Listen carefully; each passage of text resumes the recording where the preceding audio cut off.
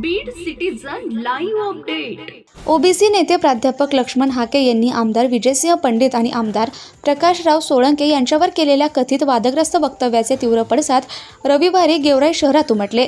संतप्त झालेल्या मराठा आणि ओबीसी समाजातील युवकांनी प्राध्यापक हाके यांच्या प्रतिकात्मक पुतळ्याला आधी दंडुक्याने मारहाण केली, नंतर तो पायाखाली तुडवून जाळला।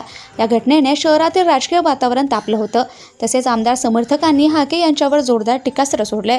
दरम्यान सोमवारी लक्ष्मण हाके यांनी विजयसिंह पंडित यांच्या कार्यकर्त्यांना आव्हान देत ज्या ठिकाणी माझा पुतळा जाळला त्याच ठिकाणी दुग्धाभिषेक करून चहा पिणार असल्याचं चॅलेंज दिलं होतं। यावरून शहरातील छत्रपती शिवाजी महाराज चौकात दोन्ही गटातील समर्थकांची मोठी गर्दी झाली होती। लक्ष्मण हाके या ठिकाणी येताच विजयसिंह पंडित यांच्या कार्यकर्त्यांनी त्यांच्या ताफ्यावर दगडफेक करत चपला फेकल्या। दरम्यान परिस्थिती नियंत्रणाच्या बाहेर जात असल्याचं पाहून पोलिसांनी कार्यकर्त्यांवर लाठीचार केला। तसेच गेवराई पोलिसांच्या लक्ष्मण हाके यांच्या गाडीला घेराव घालत शहराबाहेर काढले। यानंतर परिस्थिती नियंत्रणात आली। गेवराई सध्या ही तणावपूर्ण परिस्थिती आहे।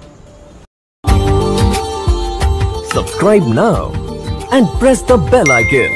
Never miss an update.